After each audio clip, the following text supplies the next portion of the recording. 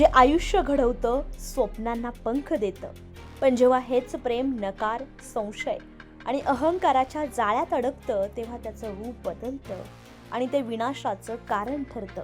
नाशिक शहरातील इंदिरानगर परिसरात घडलेली ही घटना अशाच एका काळजाचा ठाव घेणाऱ्या आणि समाजाला हादरवून सोडणाऱ्या वास्तवाची कहाणी सांगते।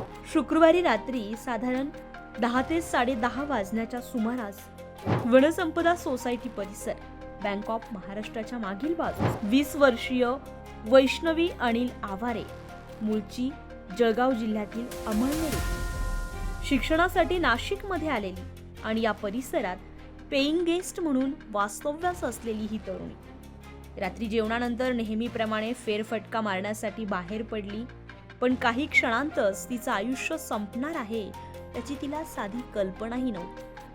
याच वेळी तिचा एका युवकासोबत वाद झाला।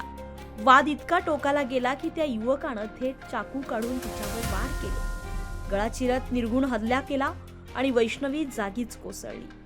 हल्लेखोरानं वापरलेला चाकू घटनास्थळीच टाकून दिला आणि तो घटनास्थळावरून फरार झाला। दत्त मंदिराच्या प्रवेशद्वाराजवळून जाणाऱ्या नागरिकांना युवतीचा आर्त ओरडण्याचा आवाज ऐकू आला। ते धावत बाहेर आले, पण तोपर्यंत उशीर झाला होता।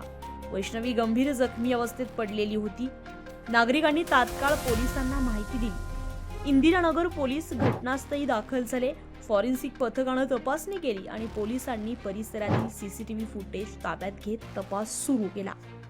या प्रकरणातील संशयित आरोपी साहिल अशोक लाव्हारे घटना घडल्यानंतर फरार झालेला होता।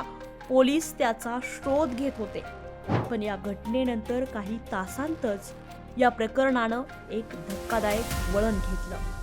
मध्यरात्री साधारण 2 ते 3 वाजण्याच्या दरम्यान अशोका हॉस्पिटल समोरील जॉगिंग ट्रॅक लगत एका झाडाला गळफास घेतलेल्या अवस्थेत एक मृतदेह आढळला। ओळख पटली आणि तो मृतदेह होता साहिल अशोक लाव्हारे याचा। काही तासांपूर्वी खून करून फरार झालेला संशयित आणि आता तोच मृत अवस्थेत। या दुहेरी घटनेनं संपूर्ण इंदिरानगर परिसरात खळबळ उडाली आणि प्रकरण अधिकच गूढ बनलं। प्राथमिक तपासात या प्रकरणाला प्रेम प्रकरणाचा संबंध असल्याचा संशय व्यक्त केला जातो। नात्यातील वाद, नकार की एकतर्फी आसक्ती, प्रेम जे जपायला हवं होतं तेच इथे राग, मालकी हक्क आणि असंतुलित भावनांमध्ये बदललं। साहिलनं खरंच आत्महत्या केली का, की या मृत्यूमागे आणखी काही कारण दडलं आहे? हा खून पूर्वनियोजित होता का, की अचानक उद्भवलेल्या वादातून घडलेला संताप? या सर्व प्रश्नांची उत्तरं अजूनही अनुत्तरित आहेत। दरम्यान नाशिक शहरात वाढत्या गुन्हेगारी घटनांमुळे नागरिकांमध्ये भीतीचं वातावरण आहे।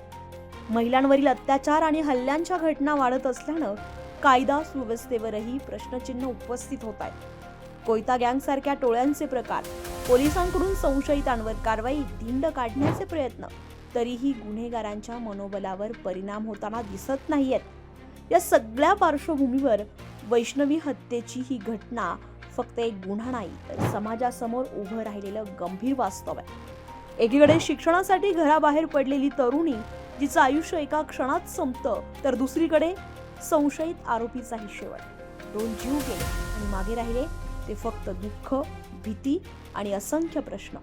प्रेम जर समजून घेतलं तर आयुष्य घडवतं, पण जेव्हा ते चुकीच्या दिशेने वळतं तेव्हा ते आयुष्य संपवू शकतं। आता या संपूर्ण प्रकरणाचा तपास इंदिरानगर पोलीस करताय आणि या थरारक घटनेमागचं खरं सत्य तपासानंतरच समोर येणार आहे। लोकमत.com साठी किरण नाईक, नाशिक।